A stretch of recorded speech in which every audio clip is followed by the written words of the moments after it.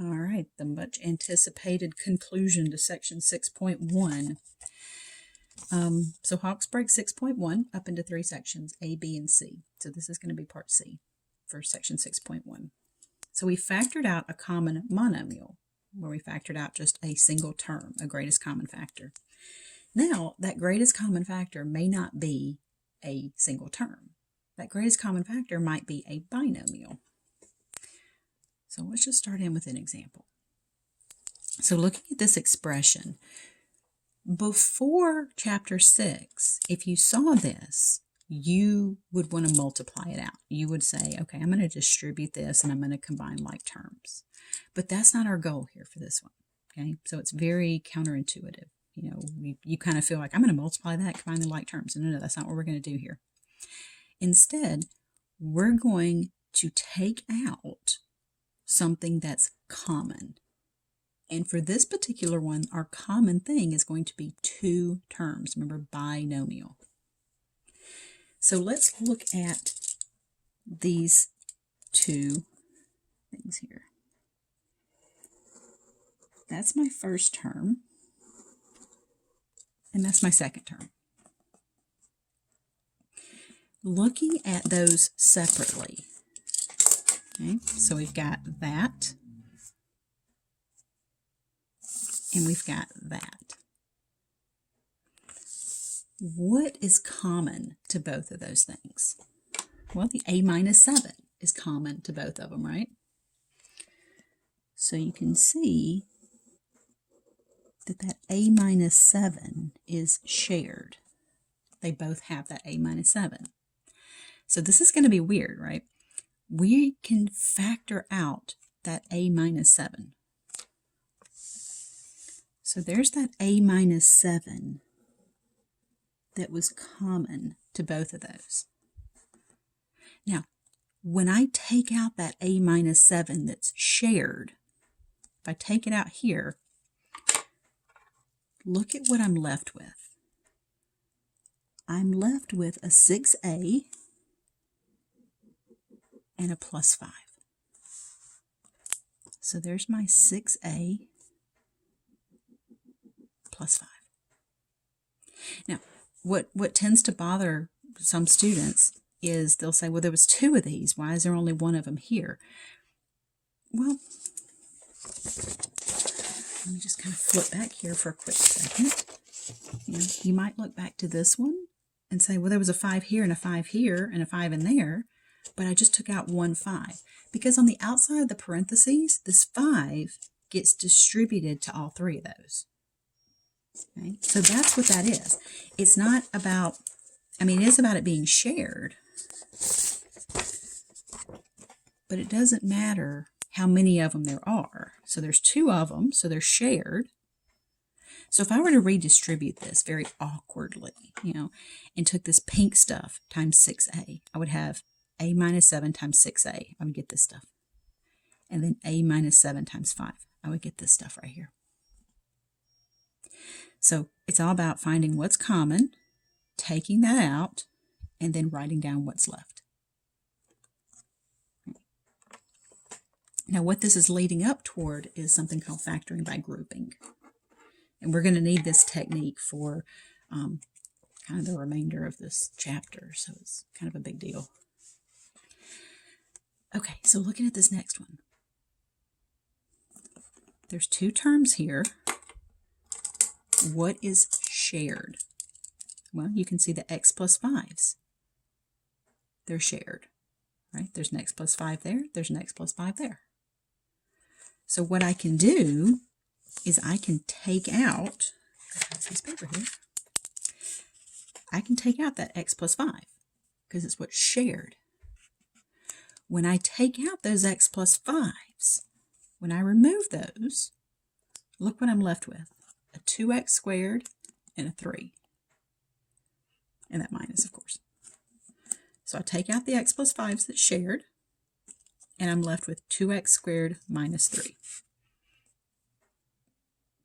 Now, if you wanted to verify that these were the same thing, you could multiply all that out, you could distribute all that out, combine the like terms, and then you could FOIL or distribute all this out, combine the like terms, and then, ooh and ah about how those are exactly the same.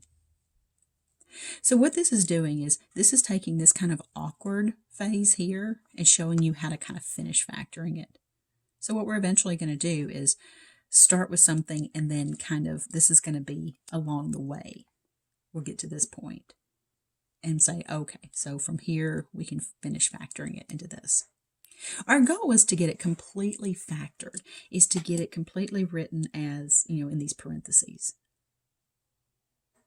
Before in chapter 5, our goal was to multiply it out, expand it, combine all the like terms and stuff. Now it's the opposite. It's about pulling it back together. All right, so let's look at this one. So looking at these, see what's in the parentheses? That's what's common. So I'm going to remove or factor out that 2y plus 3. When I do that, when I take out that 2y plus 3 outside the parentheses, I will be left with a 10y minus, now normally I would pull that coefficient that's right here down into my answer. See, right there it was at minus 3, at plus 5. Well, what coefficient's right here? There's nothing written, but what's understood to be right here? It's a 1. So once I take out these 2y plus 3's, I'm going to get 10y minus 1. That 1 is unnecessary here, but is necessary right here. So we didn't have to write it here, but it is important. We have to write it right here. Okay, so this is my complete factorization. So again, I'm taking out those 2y plus 3's that are common, and then what's left is that 10y minus 1. All right, so if you look at 5b, so I've just kind of drawn your attention back up here to this one. If I were to go ahead and multiply that out, I would get 2x cubed plus 10x squared minus 3x minus 15. That just comes from distributing the 2x squared and the minus 3x. So we get this expression. Now the reason I'm showing you this is because next up is that factoring by grouping. So the grouping is going to be taking these terms and grouping them together, finding what's common, taking that out to take this expression and partially factor it into this. And then we finish factoring it in this way. So what we're doing is just adding another layer to it. All right. Let's flip this over. So the process, don't mind me, just trying to get comfortable here. My foot's falling asleep. Too much information I'm sharing, I know. The process of factoring this 4-term polynomial into this. Now, notice how I got the blue and the pink here? The blue, if I factor these two, so let's just forget about the pink for a second. Let's just take these two. The greatest common factor here of 2 and 10 is 2. The greatest common factor of x cubed and x squared is a smaller exponent is x squared. So if I take out that greatest common factor from those two terms, I get 2x squared times what is going to give me 2x cubed. 2x squared times what is going to give me 10x squared. So this is the factoring of just those two terms. Okay. We're going to have to do that again over here. Over here, see I got that minus 3. I'm going to take out that minus 3 because 3 is common to both 3 and 15, and there's a minus out front. There's not an x that's common to both of these, so I can't factor out an x. So negative 3 times what is going to give me negative 3x? Negative 3 times what is going to give me negative 15? That's a positive 5 because there's a negative out here. Negative 3 times positive 5 is that negative 15. Now, look at both of these, the blue and the pink. See how I've got them factored? You can tell now that I've got an x plus 5 that is common to both of these terms. So just like with the last example, I can factor out or divide out that x plus 5. Okay? So if I do that, if I take out those x plus 5s, it's common. One's common to the blue, one's common to the pink. What am I left with? When I take out the x plus 5s, when I remove them, I'm left with a 2x squared and a minus 3.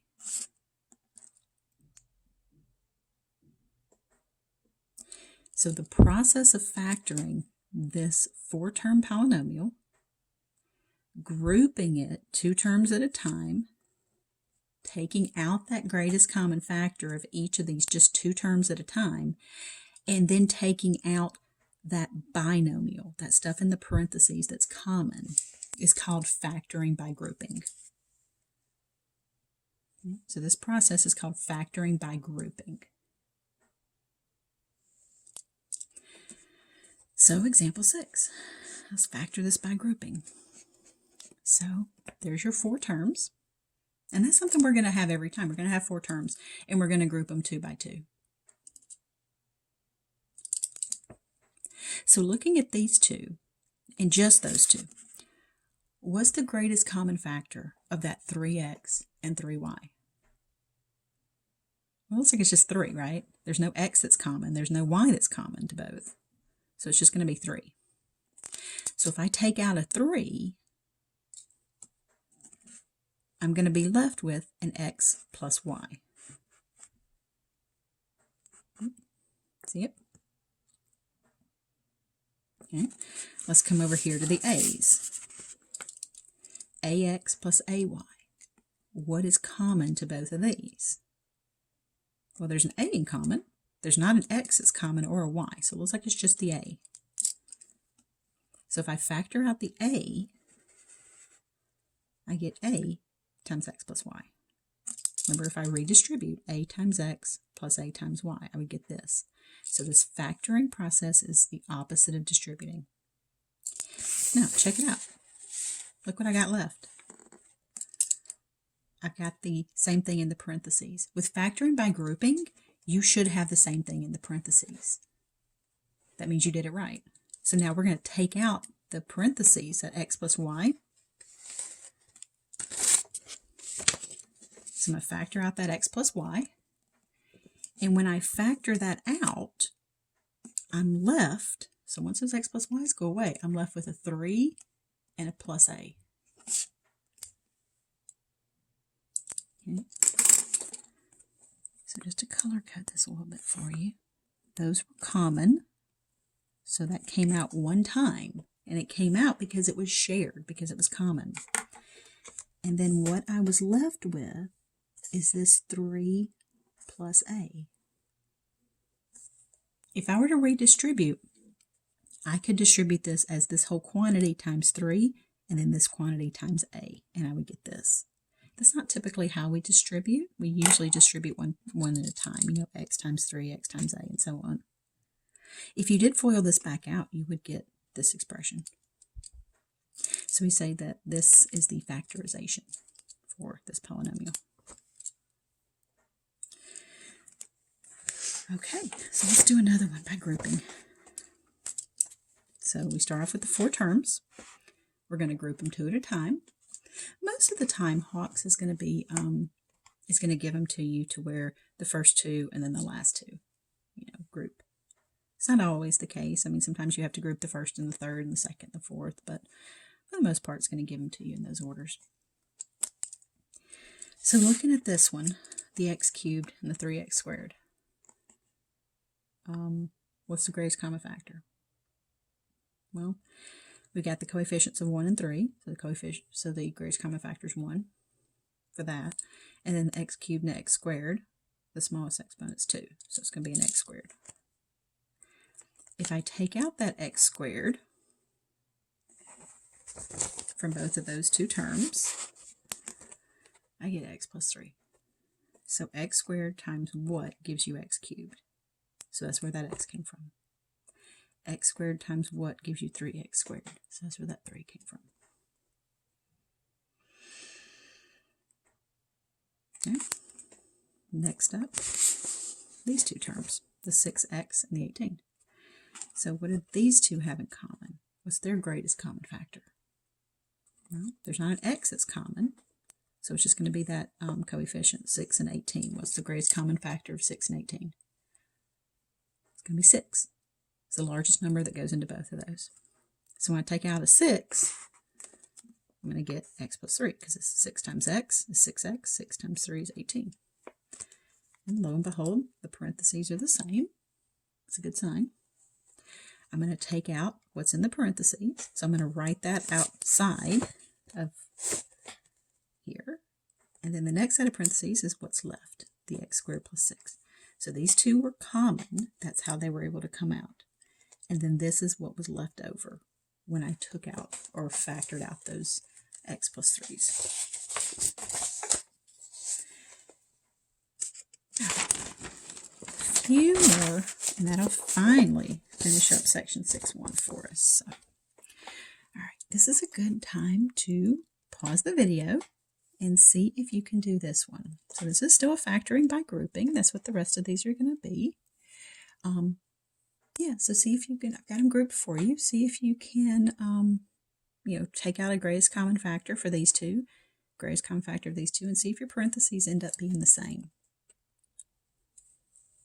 All right, so the first two, the x squared minus 4x, the greatest common factor there is going to be an x, because this is a 1, that's a 4, so its greatest common factor is just going to be a 1. So it looks like what's common is just an x that we can take out.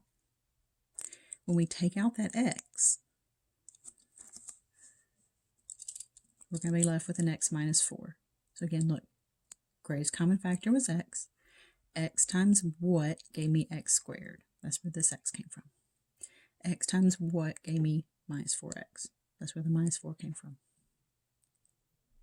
Now you can kind of use this as your guide for the next factoring, because you know you want those parentheses to be the same. Okay, so scooching over here, 6 and 24. Its greatest common factor is going to be 6. There's not an x that's common, so I can't take that out. There's a y that's common, so I can take out a 6y. When I factor out that 6y, this first parenthesis here, I'm going to have that 6y. So 6y times what is going to give me 6xy? Well, I need an x here. 6y times what is going to give me 24y? That's going to be that minus 4. So that will be a negative 24y. And then notice both of these have an x minus 4. So I can factor out that x minus 4 that's common, and I'm left with the stuff on the outside of the parentheses, the x plus 6y. So I took out the common x minus 4s, and I'm left with an x plus a 6y.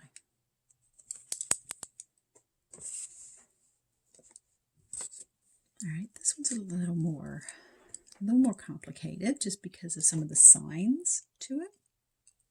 But, pause the video and see what you can do with it. So you can see how I have them grouped here. It's going to be a little messy. But looking at these two terms, well, we got a 5 coefficient and a 1, so its greatest common factor is a 1. I don't have an x that's common to both. I have a y. I have a z here, but I don't have a z over here. So remember, I'm only factoring these two at a time. So it looks like the only thing common to these two is a y. So I'm going to take out that y that's common to both. And when I do that, I'm left with 5x plus z.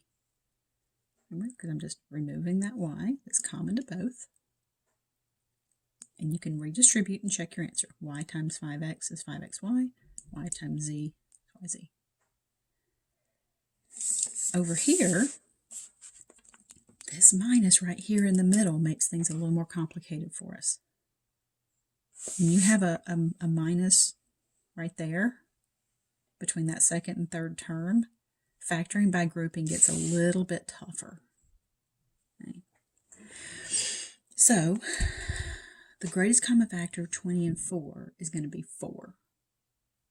There's not an x common to both. There's not a z common to both. So it's going to be 4. Because of this minus right here, I'm going to have to take out a minus 4. Remember how we said that if there was a minus out in front, that Hawks is going to want you to take out that minus. So if I take out that minus 4, this is what I'm left with. Now this might be a little bit of a surprise. You may see this plus and think, no, it was going to be a minus, but let's check it. Minus 4 times positive 5x will give me a negative 20x. Negative 4 times positive z is going to give me a negative 4z. Okay, so it's this negative right here, this sign changed because I took out that negative 4. So I pulled out that negative, so it made it a positive. Now, check it out. The things in the parentheses are the same. So when I take out that common binomial of 5x plus z, I'm left with a y minus 4. All right, one more, and then that'll finish up 6.1 at last. All right, this one actually looks like it might be easier because it doesn't have as much stuff to it, right? It doesn't have as many numbers, doesn't have as many letters, but it's actually a little tougher. It's a little trickier. So let's look at the first two terms here. We can see from these first two terms that the x is common to both of them. So if I take out that x, I'm left with a y here and a minus 1 here.